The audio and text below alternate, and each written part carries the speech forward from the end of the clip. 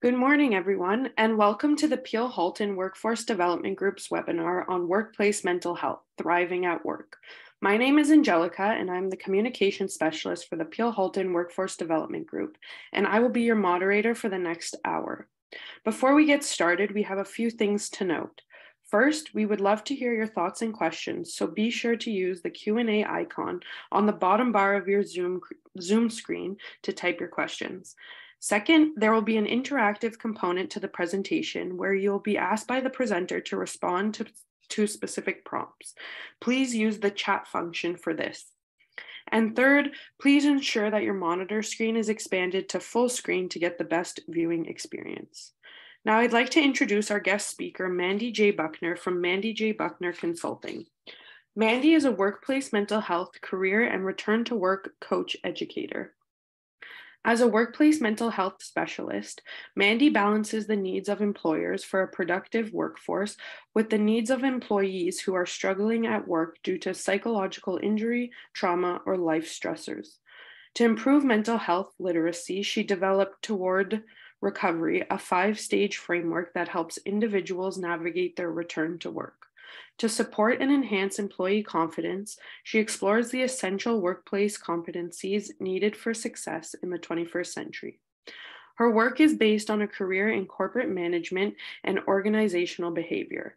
Her related qualifications include a master's in healing arts and certifications in adult education, career counseling, psychological health and safety, mental health literacy, and as a mental health peer specialist, as well as a certificate in SMART, which stands for Stress Management and Resiliency Techniques Program for Educators.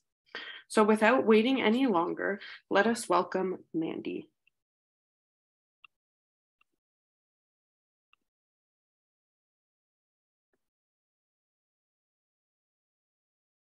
Good morning. Good morning, everyone. Good morning, Angelica. Can you hear me okay? Yes. It's always great. Well, thank you again for that introduction. I always wonder who you're speaking about, but here we go. So it's nice to be here. It seems to be a yearly event. We will cover some of what we covered in the previous years, but this year we're going to add an extra component. So today I'm going to speak to you about, as always, workplace mental health and where we are in 2023. Definitely workplaces are facing immense pressure to shift our priorities towards mental health resources, towards supporting, towards understanding what is mental health in the workplace.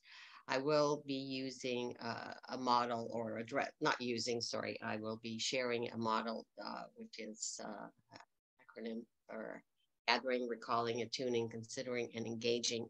So short form is GRACE, model and framework that really covers compassion, the business case for compassion. So I'll speak about that in a little while. So I look forward to our next hour together. Okay, here we go again. Can't seem to move the PowerPoint. Oh, here we are. So here we are today. So we're going to touch upon shifting priorities to support psychological healthy workplaces and your workspace. It would be really interesting to know who we have in the audience, because my presentations, as Angelica introduced myself, I always have the lens of both the employees and employers or managers or leadership. I think this is a joint venture in where we are. And again, this is the model. Here we go. So for those of you who have been in these webinars before, you know I ask a lot of questions. As a matter of fact, I have to chuckle. I did listen to the presentation that's on your YouTube, the Peel Halton YouTube from 2 years ago. And there was someone there that, because I asked so many questions, at the end they said, well, I want the answers to those questions. So I like so today I'll do a little bit of both. So I like to ask questions because I think the answers lie within, and most of us know what we need to do. We just need that space or to feel safe to be able to share those ideas and what we know we need to do. So for now, as Angelica mentioned, we will be using the chat feature. Yes, Monica, you can receive the presentation afterwards. Yes. So what we are going to do is, okay, everyone seems to want to know the presentation will be shared. Yes. So what kind of pressures are employees facing today? Again, it can be, I know there's different participants in the webinar, whether you're an employee or whether you're in a position of leadership or you have a team that you want to support. What kind of pressures are employers facing in general post the pandemic, returning to work, or returning to work that is really returning to the office? Do you have a hybrid arrangement? So what kind of pressures are you facing? If you can say in one or two words, if you could put it in the chat so that we have an idea as I go through the presentation to be able to make reference to.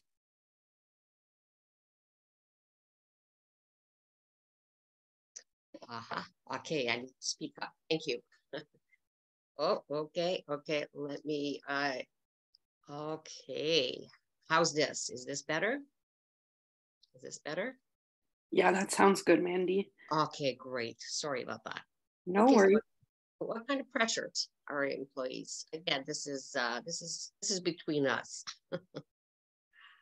Just a reminder, people, anybody just use the chat function instead of the Q&A section. Oh, it's disabled. Okay. Really? Okay. Okay, so I guess then just put it in the Q&A section and I can.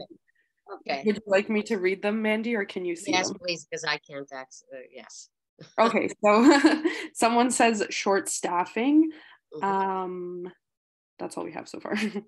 So if you guys would like to put your responses in the Q&A section. Only if you, I'm inviting you to do that, but that's, we have an idea, but I'd like to know with this group and who we have here so that we can make a reference.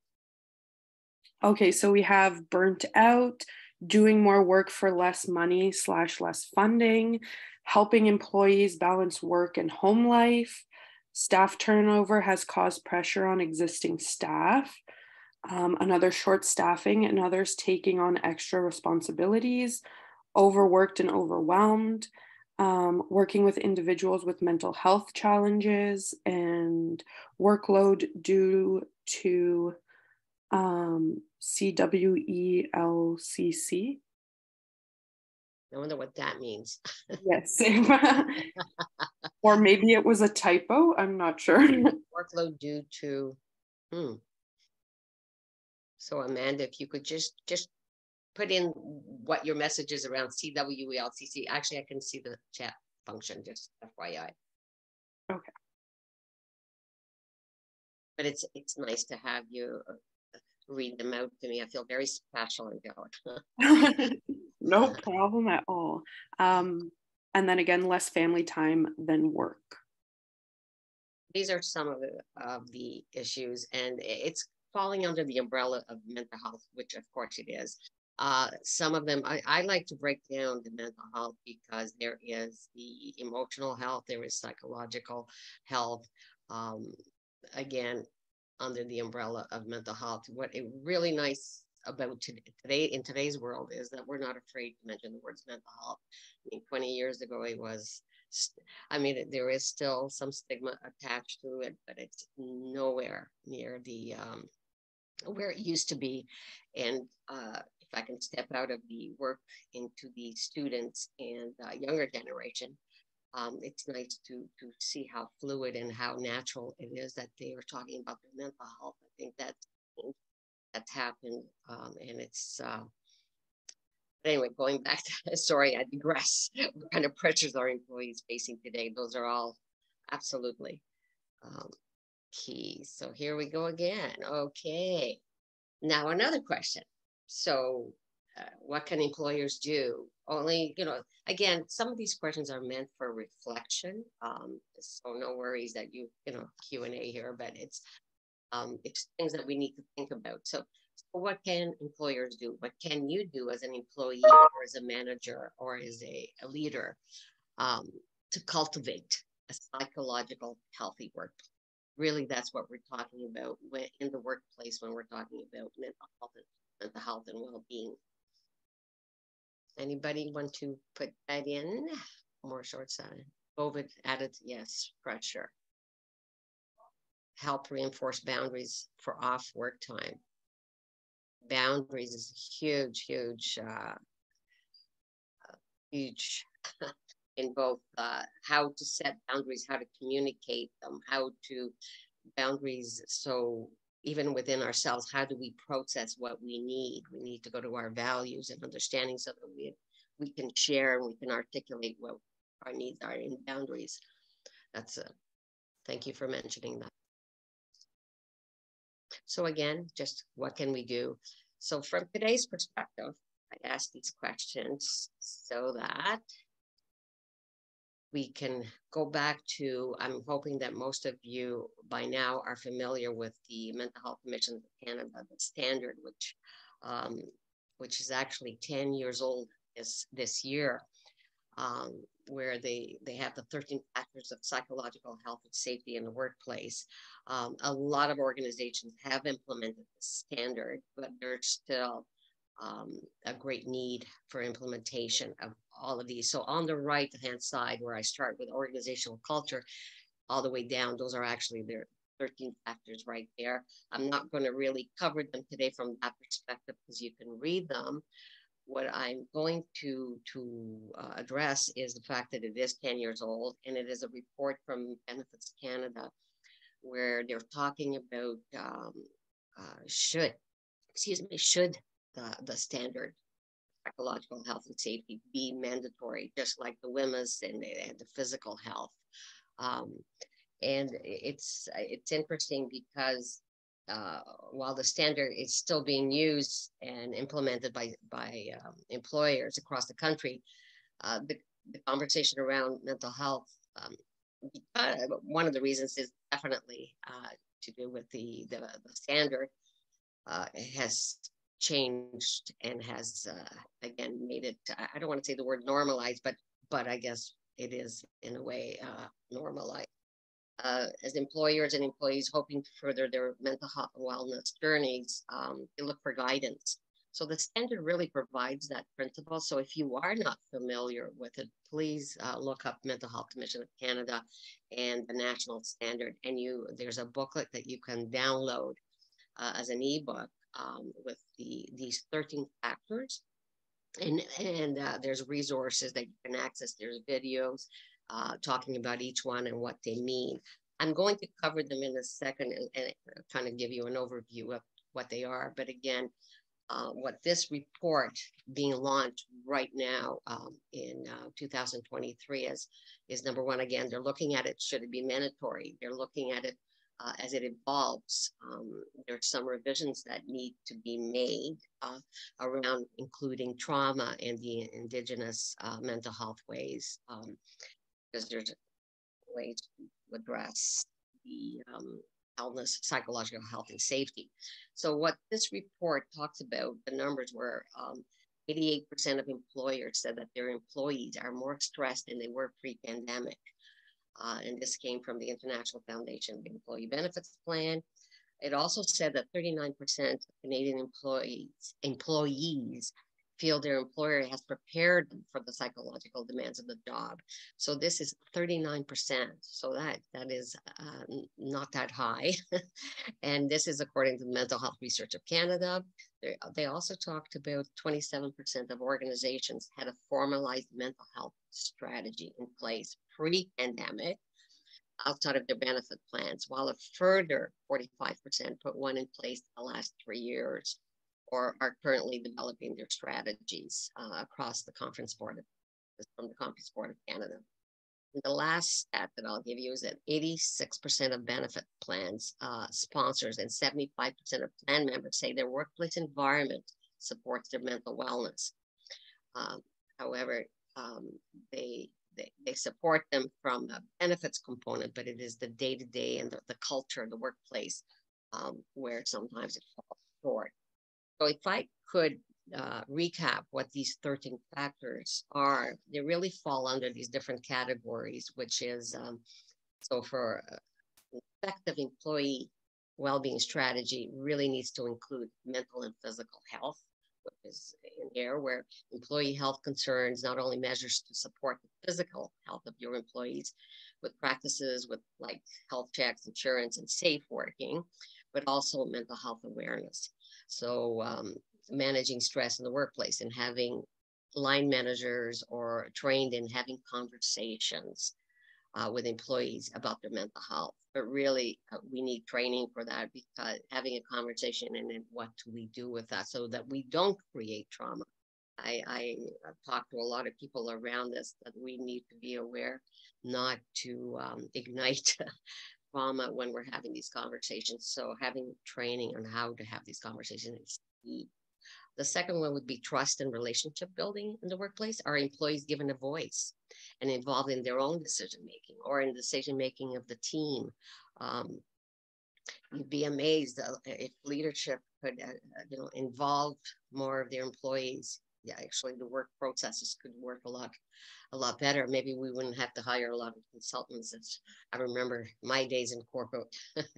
We used to go, oh, here comes a consultant, and then there would be all these taking away of different tasks. We don't need to do that. We have the talent pool.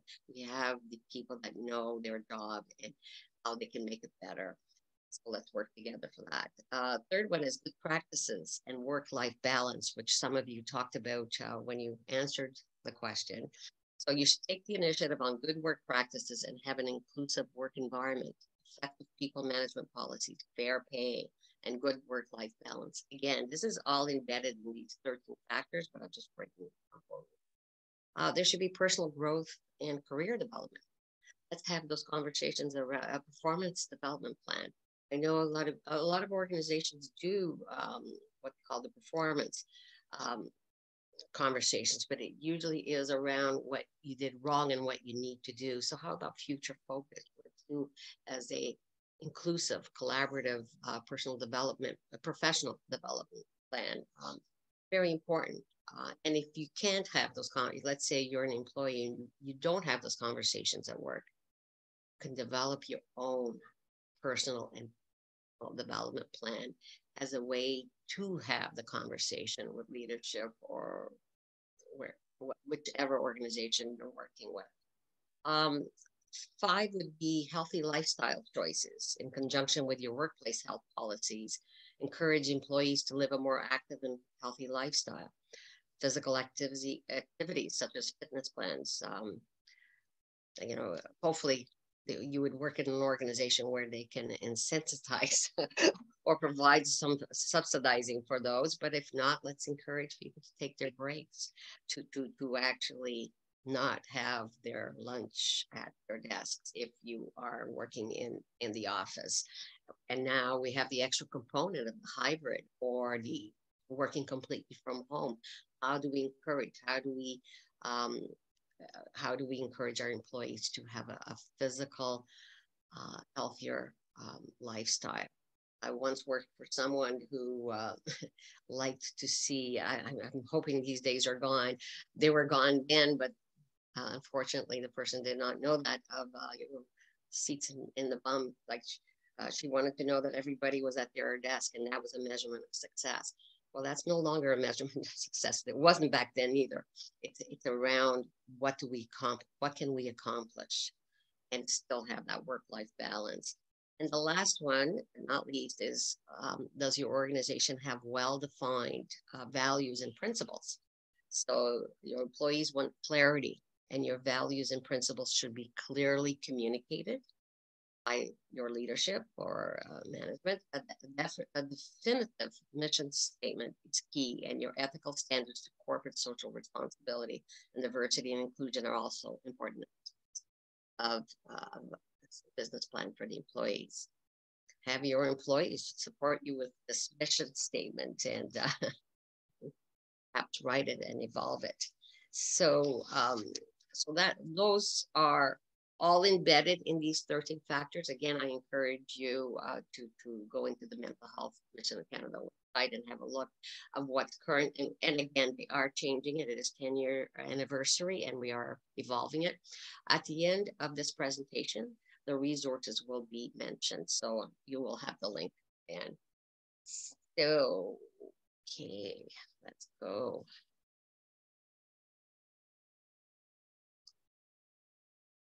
Oops. So from a position of, it seems like I'm talking a lot about leadership and what they can do. Absolutely. We need the buy-in of leadership in order to impact and evolve effective psychological healthy workplaces, workspaces. It is, I believe we're all leaders. We all have accountability, and it's just sometimes employees don't have the autonomy to actually action that accountability, but we all have to look at this and what it is that we can do. But from of course, we need the buy-in of leadership. So why I'm addressing it today from this perspective of where I want to lead you to. There is a story and a path. So leadership, I don't know if any of you are familiar with Renaissance leadership, compassionate leadership. There's a whole stream of what we're evolving to. So this particular infographic is by G.R.A.C.E. Let me see if I can say this, G.R.A.C.E. And she's written the book, which I love and which I have, called Stop Talking, Ask Questions. So of course she would be one of my heroes, right? But it is important for all of us sometimes to stop talking and just asking questions. Now, not asking questions from the perspective of just asking and not listening, but really listening to the answers, because the gold lies in the team and the individual. People have the answers themselves if you can really listen for that. So part of what she put together is there's good leadership, and then there's the Renaissance leadership. So the Renaissance, let's go into, I believe we do need to evolve. We've spent the last 10 years around creating awareness of mental health, psychological health, and safety. Now it's time for action. It's time for that Renaissance. So learning. So let's look at learning, where the leader can learn and is willing to unlearn what they've learned is, I think that's so impactful. We can impact this whole infographic, but I'll just touch upon a few of them here. Again, asks the question no one is asking, or maybe people are afraid to ask the questions, having those conversations that are not so comfortable, having the vulnerability, which to me, vulnerability is a leadership, it's a strength. To say, I don't know, so let's work on this together. Let's talk about this hard topic. If there's something going on at work that needs to be addressed, let's talk about that. A good leader listens. A Renaissance leader listens for what's not being said. So again, around the whole non-verbal communication, collaboration. Good leader collaborates. A Renaissance leader seeks the collaborate with those that are not like them. So again, we're talking here about diversity and inclusion. Let's listen to what maybe we haven't heard before. It's okay for us to be different and not have all the same mindset. We can learn from each other. A good leader cares. Renaissance leader cares about the whole person with compassion, with what we're really going to talk about today. We're going to stay on this. A good leader inspires. The Renaissance leader inspires and engages. Good leader acknowledges talent, and Renaissance leader acknowledges and uncovers hidden talent. This is where I always talk about those exit interviews. A lot of people are, retention is a huge issue in today's world, and a lot of you talked about short staff as being an issue. Absolutely. And then we cannot afford to let good people go. So instead of having those exit interviews, if you even have those to find out why they're leaving, why not have these stay at work interviews?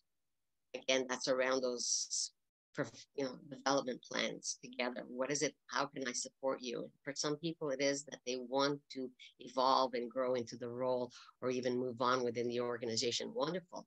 Some people really, they're motivated by just doing a wonderful job.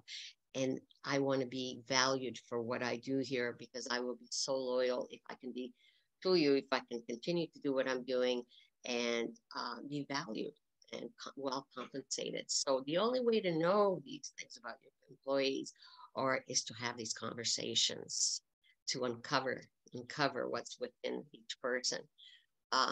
Another, I guess I might as well do the last two. Good leadership creates, and Renaissance leadership creates and innovates. Creativity, brainstorm ideas together. What can we do better together? And listen, and then listen, hearing, listening. I always say there's one, somehow we have 1 month and 2 years. So I don't know sometimes if we use it proportionately. Last but not least, good leadership takes action, and a Renaissance leader acts with accountability. So role modeling is huge. So feel for her book is great. Stop talking and asking questions. So I'm going to talk about compassion today. That's the model, the GRACE model that I talked about. So I'm going to ask you again, does compassion at work matter? What do you think about when you hear the word compassion? What am I talking about? Compassion at work. Anybody like to, you can answer either one. Does compassion at work really matter? Who cares? Who cares? Why are you talking about compassion in my workplace? I don't have time for that. What's compassion? What does it mean?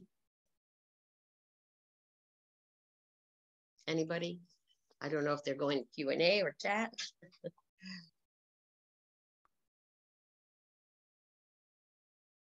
I'm not seeing any. Oh, somebody just said something. Seeing the humanity in everyone. Yes. Can you see them, Mandi, or would you like me to read them? No, I can see it. It matters. Okay. Understanding and relating to what the other person's situation is. Yes. Valuing employees over the corporation.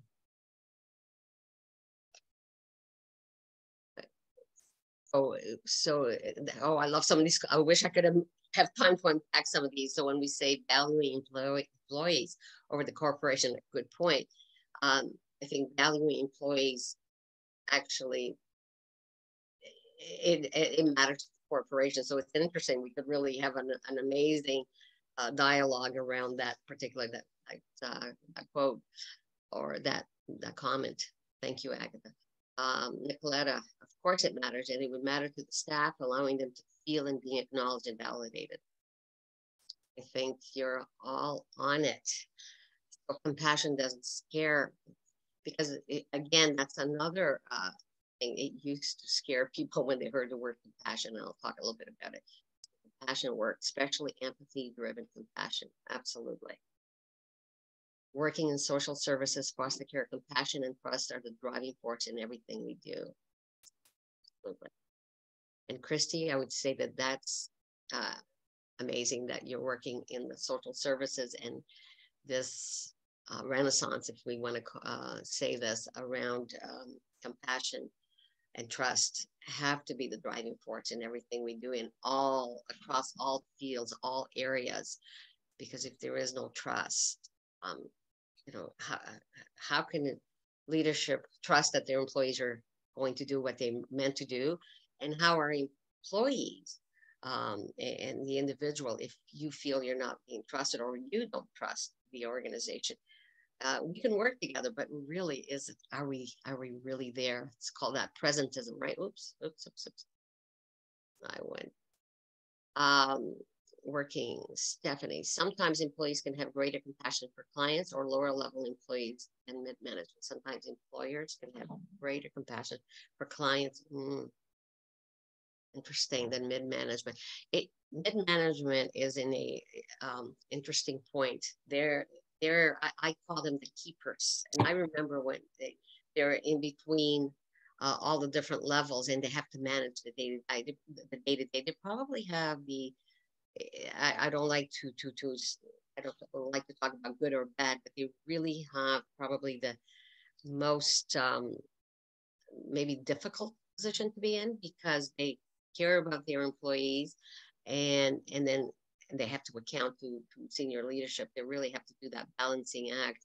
And so absolutely. So what role, talk about compassion and self-compassion, which we're going to talk a little bit about in a bit, for all the roles, but mid-management, good point, is is important to talk about. Arlene, compassion at work definitely matters. We have gone from a leadership team that was butt in the seats, yes, mentality, to encouraging our employees to grow, and our sales and productivity have improved. Amazing. Yes, yes. And what is, and again, I would love to extend the conversation around what that means, employees to grow, encouraging. What does that do for the employees? What does that do for the leadership? That's amazing. Compassion does matter. We all need to know that people care about us, and that employers care about their employees, and that employees care about their coworkers. Absolutely. And I'm going to add another one here, that and employees care about their leadership, because everyone is trying their best to do their best. We all need to feel valued. And it's not, certain circles, you still hear the word coddling. Oh, I'm not a therapist, therefore why do I need to talk about compassion? Well, I think you're giving me the answers as to why, and there is a business case for compassion in the workplace. I think all of you have already started. Oops. Okay. When employees experience compassion from their employer, they are often willing to go above and beyond. Absolutely. You're talking, Carolyn, you're talking to that loyalty that can take place from a place of feeling valued.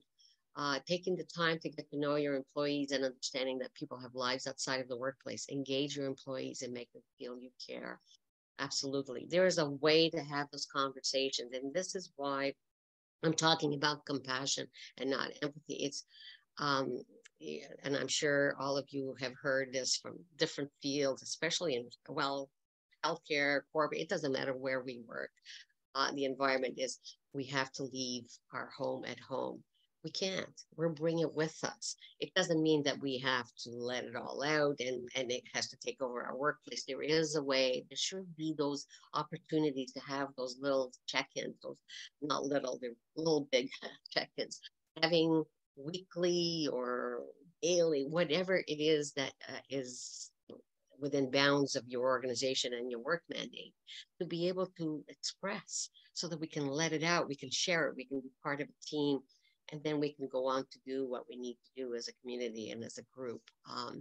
So yes, taking the time, engaging, making them feel you care, and hopefully you do care. So very amazing. I mean, I think, thank you for the validation that compassion does work. So. Sorry to interrupt, Mandy. I just have someone raising their hand. Maybe the Q&A is not working for them and they'd like to share their. Sure. Absolutely. So I'm just going to ask Monica to talk. Hi, Monica. She's still on mute, I think, right? Yes.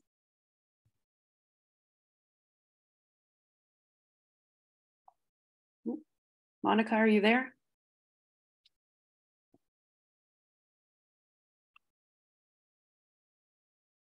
You need to raise your hand.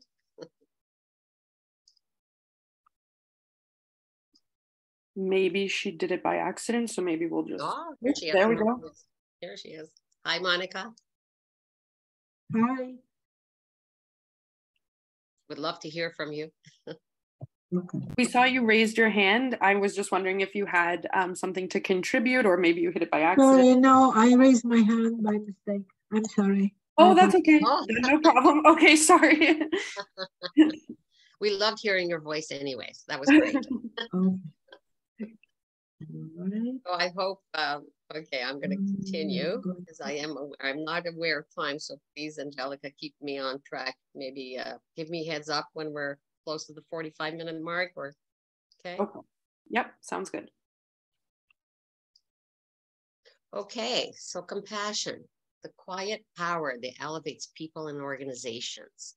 So as you probably can read here, this is from a book that a lot of our what we're discussing today and a lot of the workshops that I do around compassion, I use this as a reference. It's a fairly new book from last year, but um, just the fact awakening compassion at work, and then I love the quiet power because I always know about around.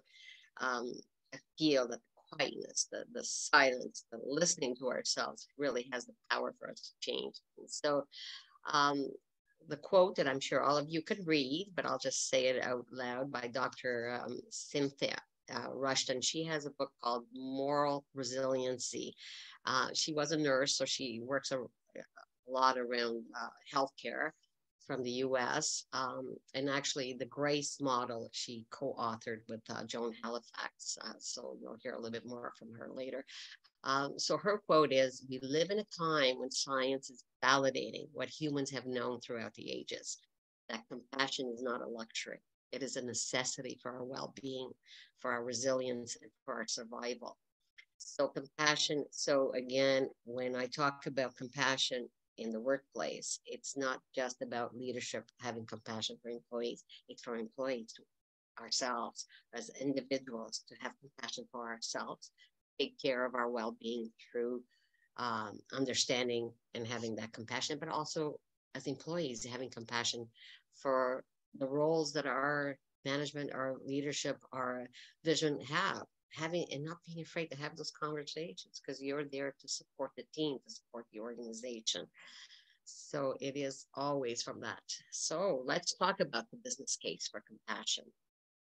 And just the brief 2 points that I'm making is very broad is safe and more innovative. It creates a safer, more innovative work environment. So from compassionate management creates a safer, more innovative environment. It can improve compassionate management, meaning appreciating staff and who works for them, their talents, their skills. It can improve performance and loyalty, as we talked about earlier. So that's one of the business cases that has many, many different factors in it that we don't have time in this webinar to cover. Again, this could be a whole day on this business case. The other one is self-compassion. So self-compassion fosters successful leaders and successful employees. Self-compassion, increases our motivation. If we all make mistakes at different times, so where do we go? Do we beat ourselves up, or do we have compassion? Okay, I've made a mistake. What can I do with this? What have I learned about it? About what will I do differently, so that the conversation you can have is different from, oh, I made a mistake, to this is what the incident, this is what happened, and this is how what I've learned, what I've taken away, and what I think we should do, or I can do, or we can do. So it changes the energy, it changes the whole concept around we really do need self-compassion. I'm sure a lot of you are familiar with Kristen Neff. She does a lot of work around self-compassion for the individuals and all across board, not just in the workplace. But you can listen to her YouTube's, great information out there around that. So some tips for creating a more compassionate workplace is certainly, number one, we have to practice self-compassion. I think it starts with us. Let's again, I can't stress enough taking those breaks. And I have 5 different exercises at the end that I'd like you to take away from today around how to practice this. Creating subgroups, shared duties. Let's talk about this. We're not in silos. We're not doing things ourselves. Let's not be afraid to share and create that community in order to improve our work.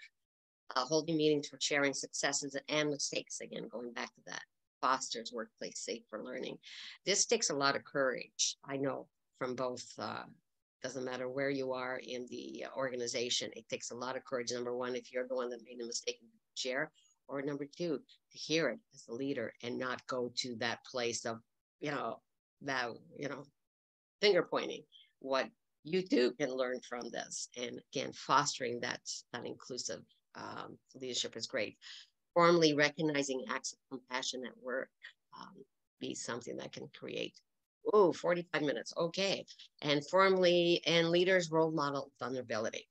Thank you, Angelica, for pointing that out. Okay, so let's talk about the GRACE model. One of the ways that we can indeed, very briefly, model compassion. And these are something that you can do yourself, or whether it doesn't matter what position. So the GRACE model basically is the G is for gathering attention. So really focusing and grounding and balancing, regardless of what is happening within. Gather your attention, pause, breathe, so that you have time to get grounded. And then instead of react, you can respond. Recalling is for intention, remembering what your life is really all about. Let's go to the big picture, that it is to act with integrity, and just to recall that, to know that, and go to this place, instills compassion and with all your interactions. The A in GRACE is for attuning. So how do we attune? How do we attune for, again, this is just an acronym to remember things that most of us do, but it is being able to attune to ourselves and others, to have that resonance, to know what's really listen to others. And I'm in a little bit of a hurry here, tuning to self. When we attune to our own mind and our body, we're better able to work with others to be better. Considering is the C. How will we help? How will we respond, again, versus react when things happen? So when we're confronted with difficult situations. And the last but not least is ease, engagement, engaging and ending. So how do we close the loop of an interaction, of a conversation? Once we've gathered our attention, we called our intention and tuned to ourselves and another, we can consider how we will support, how we will help, how we will serve.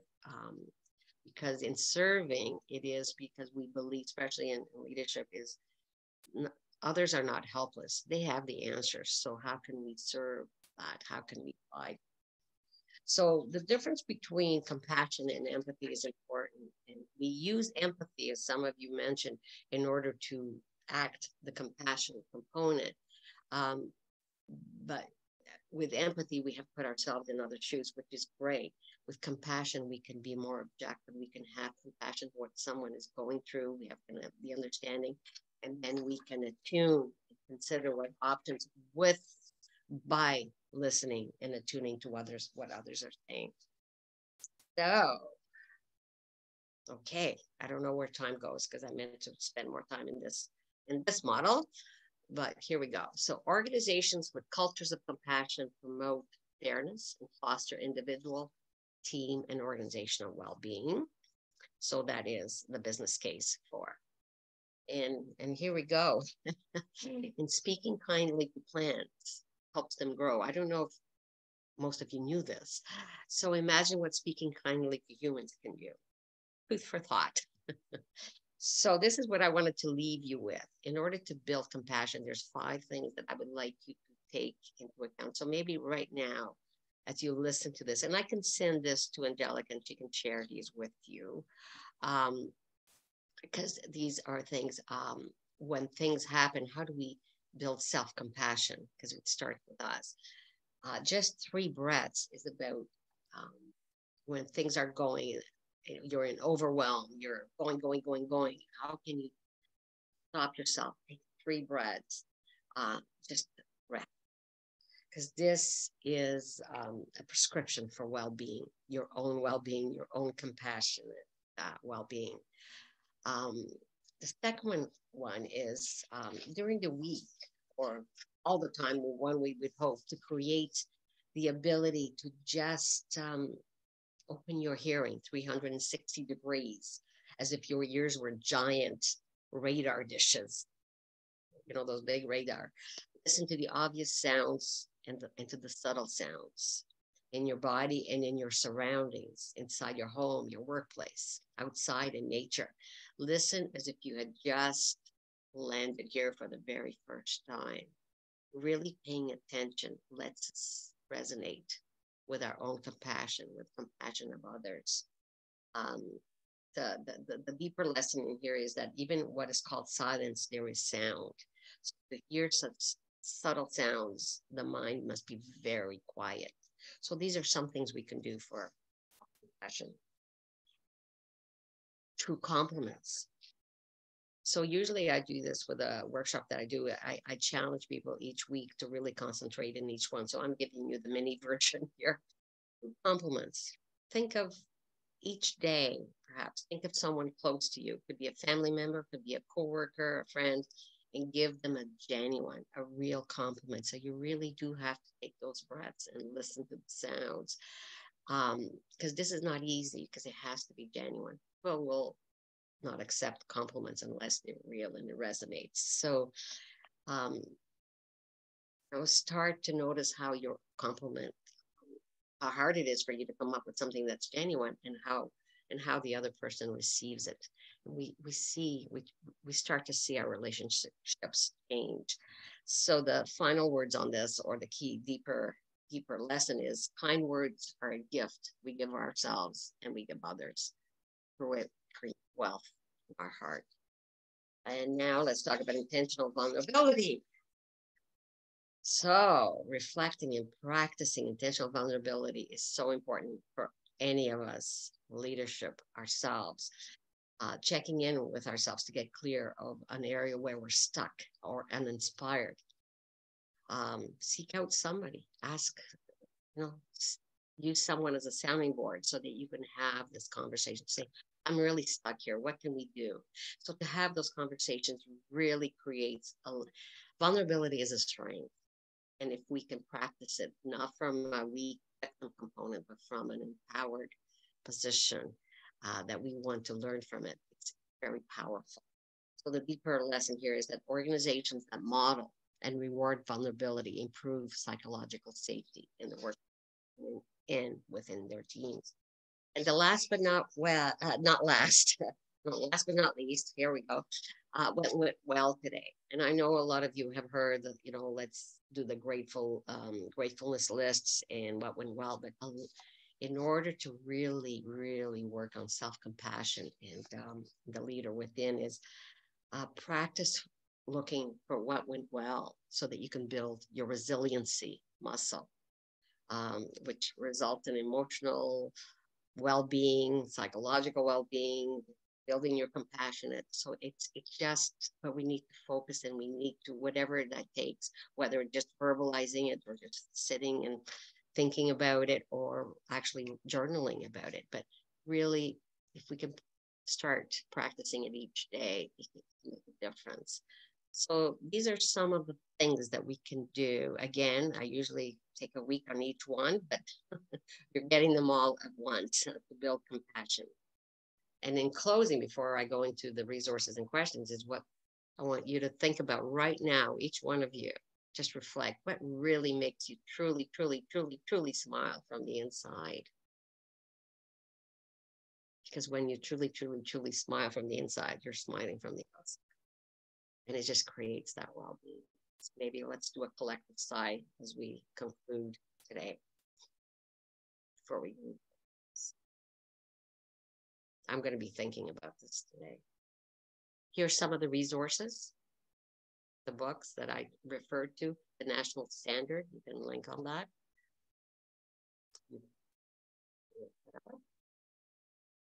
And now, I think I went over all my time this time, Angela. No worries at all. I'm sure we can all appreciate all the valuable information you provided us with. So thank you. And we'll open up Q&A. If anyone has any questions, again, please share them in the Q&A section for Mandi to answer them. If I can. I will try. I didn't ask as many questions today. See, I was trying. pretty sure we can all agree that the questions were very beneficial. Yeah, we can send a copy of the slide deck to everyone if that's okay with Mandi. Absolutely. And Okay. I can send those 5 if people are interested, because there's a deeper lesson. There's a whole what I just gave you for building compassion. I just gave you the shortened version of what each one is, but I would love to share that with everyone too. Perfect. So yes, we can send that to you along with a link to the recording that'll be on our YouTube channel. So I'll send that to everyone a little bit later today. If you can send that to me as well. I hate listening to my voice, but but I'm trying to have self-compassion and start to love my voice and meditate. Perfect. Yes, I can definitely do that. So again, if anyone has any questions, just type them in the Q&A section. We'll give it a few minutes. And then will the minutes from this webinar be sent to us? Yes, we will have the slide deck and you'll receive the video recording of the webinar. And we have a question, Mandi. How do you deal with rude and dominant male managers who do not show compassion at work with their colleagues? Oh, Nicola, that's and it can be, sometimes it doesn't have to be male. How do we deal with rude and dominant managers, co-workers? Well, one of the resources that I talk about is the nonviolent communication. There is a model that it is a model that created by Dr. Marshall Rosenberg. Actually, we need to add that to, and that is there's a model, a 5-step where we may not be able to change who they are, but we certainly can express from a very powerful way. We can talk about when I observe or when you do, when you talk to me and you actually give the example, it makes me feel, and there's a whole list of feelings, and it doesn't align with my needs. And there's a whole list of, I'm going to put it in the chat, or maybe send that to Angelica. She can send that out as well. It's nonviolent communication. And then making a request. We do need to address that and what the impact is. Maybe the impact is that, what only you know, but whatever that happens to you, we do need to address that, because harassment and bullying is not acceptable. And that's one of the safety factors, is civility and respect. So maybe your need is, I need to feel respected. And when you do this, it makes me feel disrespected, or it makes me feel that I am, whatever is happening in the scenario, you really need to plan that out. So, it really is a language. Actually, a colleague and I are doing some work around nursing and self-care, and we do cover, we change it from nonviolent communication to the power of communication of empowerment and connection. It truly, truly, truly is. You may not change that person, because our goal, we can't change anybody but ourselves, but you certainly can address it, and you can document it. And when you have a conversation that's well articulated and talks to your feelings and your needs and demonstrates what the impact is, it'll be amazing, because I think it stops people in their tracks. So that is definitely one of the ways. I certainly, as opposed to trying to give it back and down to their level, because that's basically what we don't want to do.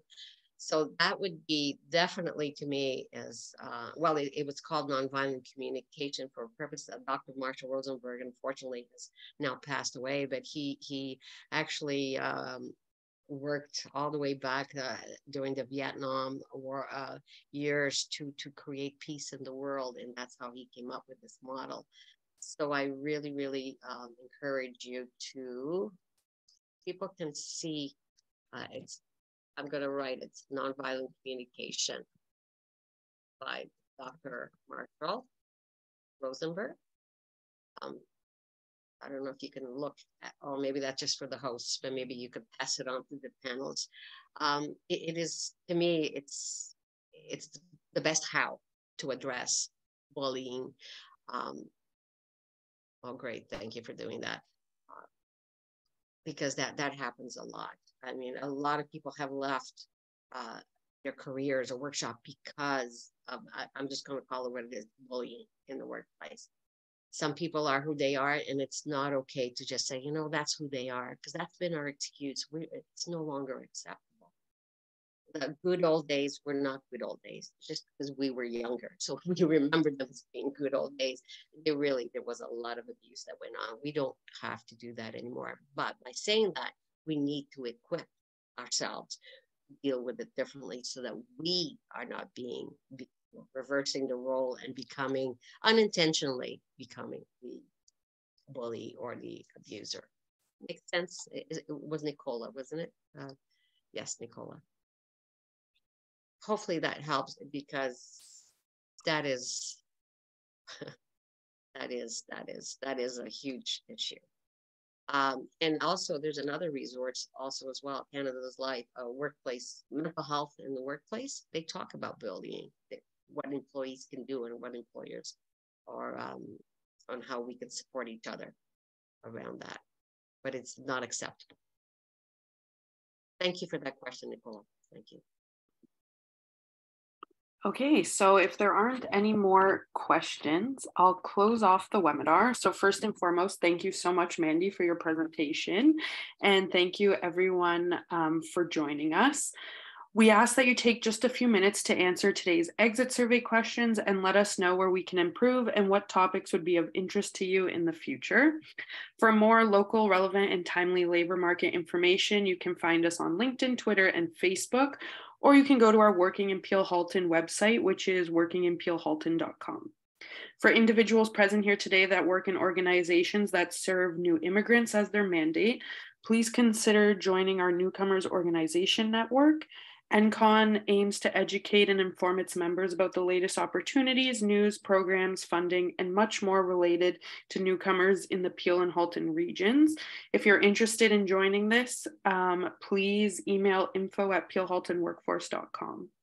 On behalf of myself, our speaker Mandi, and the entire team at the Peel Halton Workforce Development Group, thank you so much for joining us. It was a pleasure spending the last hour with you. Have a great day, everyone, and stay safe. Yes. Bye. Thank you.